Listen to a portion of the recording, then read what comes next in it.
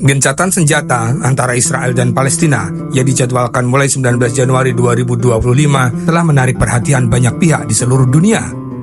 Ada yang berharap ini menjadi titik awal perdamaian, namun di sisi lain terdapat keraguan akan keteguhan dan konsistensi dari kesepakatan tersebut.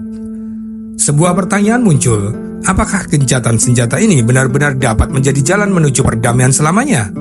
Dalam Islam, perdamaian sejati bukan sekedar menghentikan peperangan atau gencatan senjata sementara, melainkan sebuah kondisi yang terbangun dari rasa keadilan yang merata dan menghormati hak-hak setiap individu.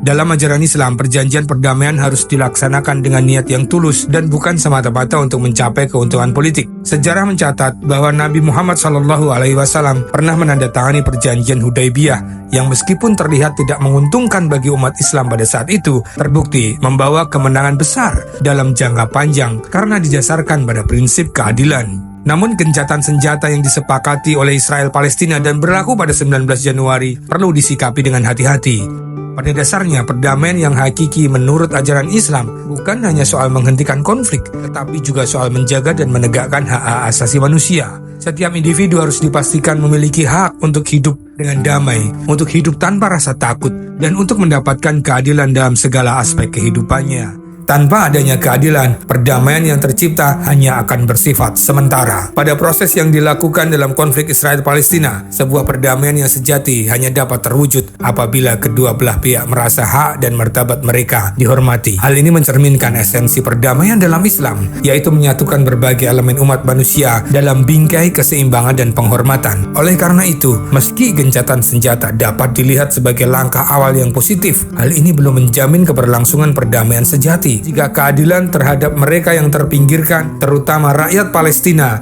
tidak diperoleh. Upaya perdamaian diharapkan tidak hanya berhenti pada kesepakatan politik semata, tetapi harus melibatkan perubahan dalam tatanan sosial yang memungkinkan keadilan tercapai. Pernyataan bahwa gencatan senjata ini akan membuka jalan bagi perdamaian yang abadi masih harus dilihat dalam jangka panjang. Perdamaian hakiki yang bersifat permanen hanya bila ada komitmen dari seluruh pihak untuk menjunjung tinggi prinsip keadilan, memperjuangkan kebenaran, dan menjaga martabat manusia. Sebuah perdamaian yang hanya berbentuk gencatan senjata tanpa penegakan hak-hak dasar dan keadilan sosial mungkin hanya akan bertahan sebentar dan tidak akan membawa dampak perubahan yang diharapkan. Namun demikian, gencatan senjata ini bila dijalankan dengan niat yang baik dan didasari oleh komitmen untuk mencapai perdamaian yang adil bagi semua pihak, bisa menjadi langkah awal yang penting menuju proses perdamaian yang lebih langgeng. Tanpa itu, perdamaian yang terjalin hanya akan menjadi sebuah ilusi semata tanpa dasar yang kuat. Sebuah perdamaian yang hakiki bukan hanya berbentuk melalui diplomasi atau perjanjian, tetapi harus terwujud dalam tindakan nyata yang menghormati hak asasi manusia dan menciptakan keadilan sosial. Dengan demikian, proses menuju perdamaian abadi bagi Palestina, meskipun dimulai dengan langkah gencatan senjata ini, harus disertai dengan usaha berkelanjutan untuk menegakkan keadilan dan hak-hak yang sah dari semua pihak yang terlibat. Perdamaian yang hakiki hanya akan tercapai jika didorong oleh usaha tulus dan komitmen terhadap nilai-nilai universal yang mengutamakan kesejahteraan bagi semua umat manusia. Semoga gencatan senjata ini benar-benar menjadi awal bagi kemerdekaan Palestina.